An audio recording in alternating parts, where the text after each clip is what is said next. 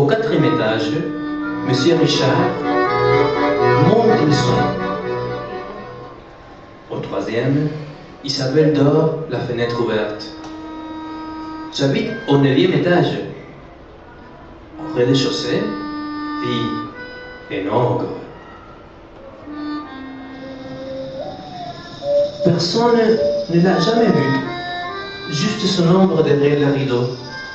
Et sa silhouette, quand il part le soir, s'est postée sur un pont, loin de la réverbère. Même du 9e, et même la nuit, on voit qu'il n'est pas gros. Il est énorme.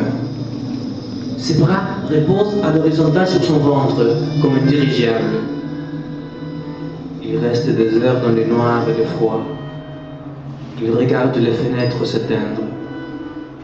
Une à une pour les chambres et les cuisines. 2 à 2 pour les séjours. Dans notre immeuble, les salles de bain n'ont pas de fenêtres. Puis, je vois l'énorme masse bouger. L'ogre se lève et s'efface dans l'obscurité. La journée, on sonne à sa porte. On jette des cailloux contre ses fenêtres. On se fait peur et on chante « L'ogre! L'ogre !» Accoudé à son balcon, Monsieur Richard nous gronde. Il nous connaît, mais il ne sait pas prononcer nos prénoms.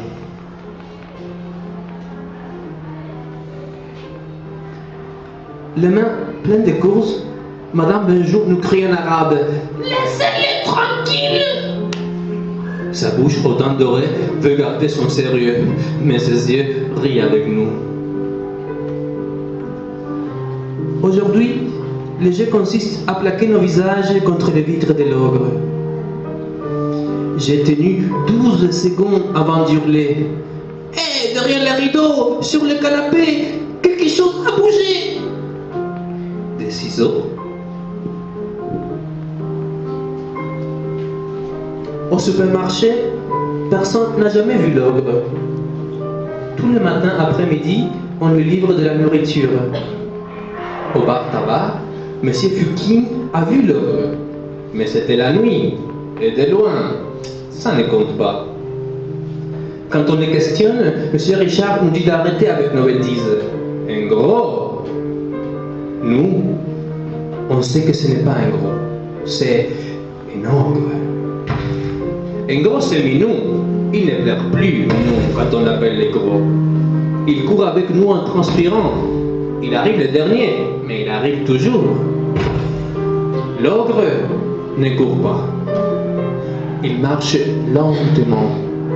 D'abord le pied droit, après le pied gauche.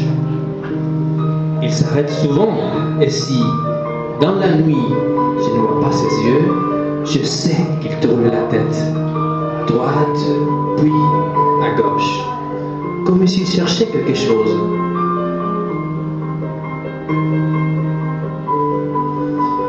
Dans ma chambre, j'ai changé le meuble de place. Mon bureau près de la porte et mon lit sur la fenêtre. Toutes les lumières éteintes, avec mes jumelles, je regarde l'ogre sortir de la cour endormie. À droite, puis à gauche, il n'y a personne. Aussi vite qu'elle peut, c'est-à-dire très lentement, il traverse la lumière pour s'enfoncer dans la pénombre. Il porte un sac qui, sur son dos formidable, ressemble à un jouet. Entre ses doigts, quelque chose brille, qui m'empêche de dormir. Le lendemain, chose extraordinaire. L'ogre regarde la télé comme s'il était sourd. Même M. Richard, au 4e, s'exclame que c'est incroyable.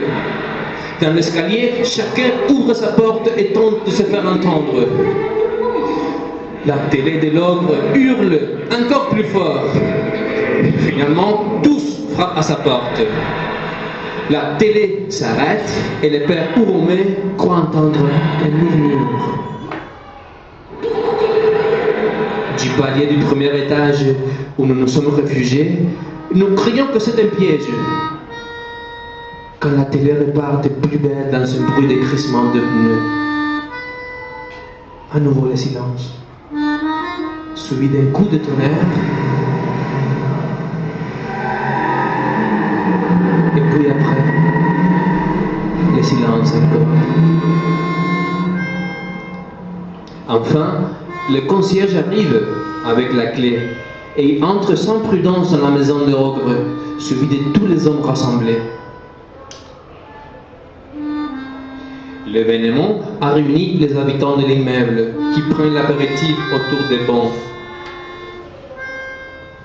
L'ogre était malade, sans pouvoir ni bouger, ni crier, ni même téléphoner. J'ai vu les pompiers l'amener. Ils étaient 10 à les porter. L'ogre tenait encore dans sa main crispée la télécommande de sa télé. Maintenant, les adultes ne parlent plus de l'ogre, mais de la chaleur de l'été. Nous plaquons nos visages aux fenêtres, mais toujours les rideaux nous empêchent de bien distinguer. Nous nous approchons de la porte et Mimou dit en crânant « Je vais entrer dans la maison de l'ogre !» Mais avant de poser la main sur la poignée, il s'enfuit en courant et les autres partent se réfugier dans les étages. Je reste seul. La porte est ouverte. Dans la maison de l'ogre, le frigo n'est pas plus gros que chez nous. Mais son lit est dans les séjours et les chambres sont des bureaux meublés d'immenses tables. L'ogre écrit sur les photos de notre immeuble prises la nuit, mêlées à d'autres de l'appartement prises le jour.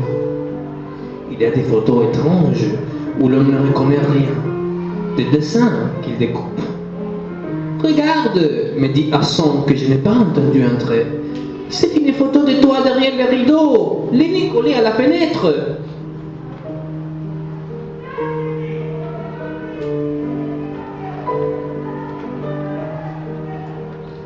Il m'appelle l'ogre. Je suis l'ogre. Pour les enfants et les parents, je suis devenu l'ogre. Devenir l'ogre est la plus belle chose qui me soit arrivée. Les enfants ne se moquent plus de moi. Ils ont peur. Ils ont peur car pour eux, j'existe. Et même si, pour exister, je ne dois plus sortir que la nuit, je vais à jamais rester l'ogre, celui qui terrifie les enfants. J'aime cette peur que j'inflige car, sitôt après, ce sont les rires que j'entends. Comme moi, ils savent que l'ogre est un jeu que nous jouons sérieusement. Je suis l'ogre.